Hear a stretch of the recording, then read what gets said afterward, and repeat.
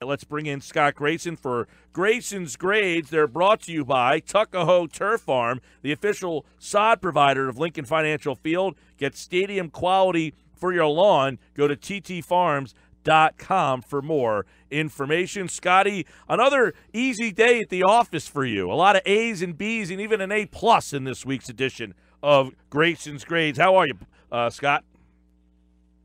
Yeah, it was pretty much looking at it like, hey, I keep giving everybody A's, and I got to break this up a little bit. You got to be a more difficult grader when the team's 10-1, right?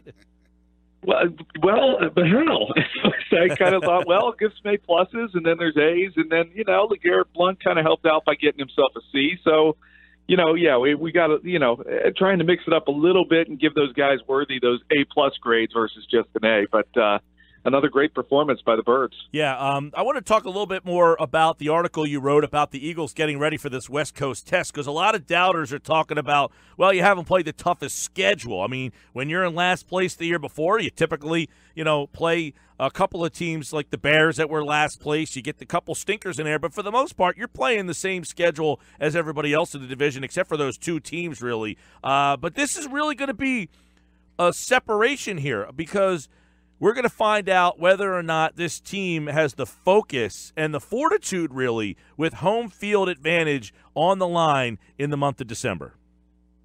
I'm really excited to see what we're going to find out about this team. You know what? That's kind of the gist I got from the players in the locker room after the game. They're kind of excited to see what they learn about themselves, too, from these games. You're going out west to play in Seattle, a traditionally tough place to play. And look, you're going to have to respect it if they get a win there for sure. And then they're going to stay out west, and how will the focus remain when they're away from home? Practicing in a different facility, different place, doing film in different places, meetings in a different place. The routine's going to get, jostled up a little bit to take on the Rams.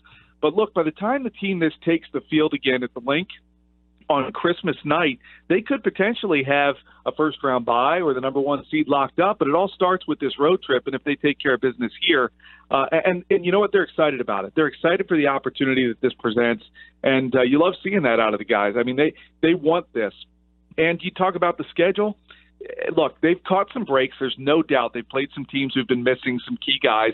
The Dallas Cowboys are not the same team without Ezekiel Elliott, for example. Now they're going to get to play a Seattle team that's got some injuries. But nobody then turns around and says, but look, the Eagles have also done this without Jason Peters, without Darren Sproles, without Ronald Darby for 8 games, without Jordan Hicks, and the list goes on and on. They did it without a kicker for a game. I mean, you got to give the Eagles respect in that while you can on one hand say they've played an easier schedule with teams that have been missing guys, they too have been missing guys and found a way to make up for it. It's been real impressive.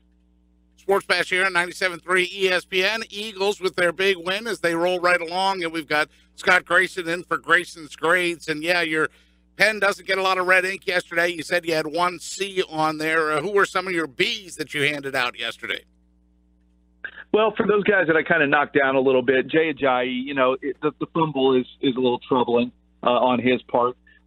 Vinny Curry, I thought, had a really good day, had a great job of stopping that one reverse, read it well, and knocked it down. And then took a penalty in the next play. Or two plays later. The good and the bad of Vinny Curry.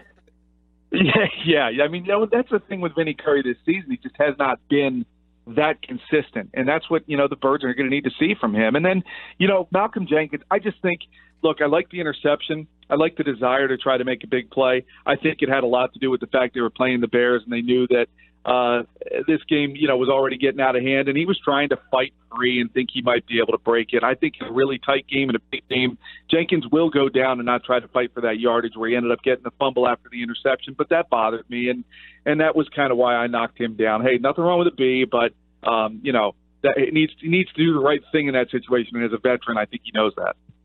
Jake Elliott comes back from concussion. What grade did you give him, and were there any blemishes on his report card?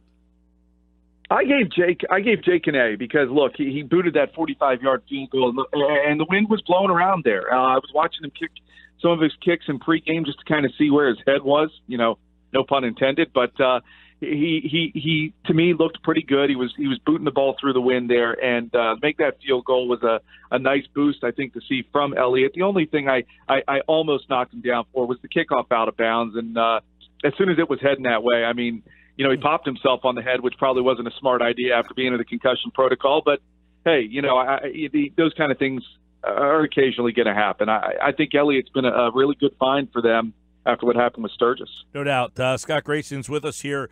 Obviously, you've got these two tests coming up with Seattle on the road. They did play there last year, played them kind of tough. They ended up losing that game. And then you got the Rams here. By the way, you'll be at both of those games. What was because they're going to go out there. They're going to spend the time out there, right? They're going to stay out there for the entire time? Yeah, which I think is, you think about that, that's a smart move. Keep your body acclimated to West Coast team. It's like I said before, though, we'll see how they handle the change in routine, because this team has been very good at their prep during the week to get ready for the game.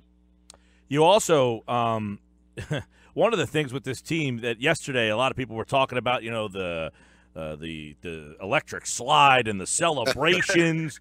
Do you feel that they're smelling themselves a little bit too much, or is it just all them having fun? I mean, how do you kind of take the temperature of the locker room with the way that's been kind of talked? Things are going well when people are starting to break down your celebrations. Well, and things are going well when the defense starts talking trash about offensive celebrations. Like one of the guys, I forget who it was, it might have been Malcolm Jenkins, said, look, if you're going to do a bowling celebration, you got to at least bowl the ball. And they use an imaginary ball. He's like, we go out there, we dance as a team, choreography's there. I think like Doug Peterson said earlier today, but the thing is, they're not sticking it in the other team. They're having fun with their celebrations. None of it is meant to, taunt the opponent, and I think that's the key. They're having fun with it. They're putting a little bit of the fun back in the no football league, or no fun league, if you will. I think it's been fun to watch them do that. The entire press box really cracked up at both of those celebrations, and I think it's just another sign of where this team is behind the scenes. They're really having fun together, and I think that maybe this chemistry will grow even more with them spending an entire week out in L.A. together, and not even being back here where they kind of get away from each other during the day occasionally. So it should be interesting to see how they come out of this. Well, check out the full list of Grayson's grades at 97.3ESPN.com, where a lot of passing marks again, but also check out his piece on the Eagles traveling out west, ready for that West Coast trip. He got a chance to catch up with Malcolm Jenkins and Carson Wentz and Brandon Graham and Zach Ertz for the piece. So check it out at our website, 97.3ESPN.com. All right, pal, he will be in Seattle, so we'll be catching up with you from the Pacific Northwest next time. Sounds good. Looking forward to it.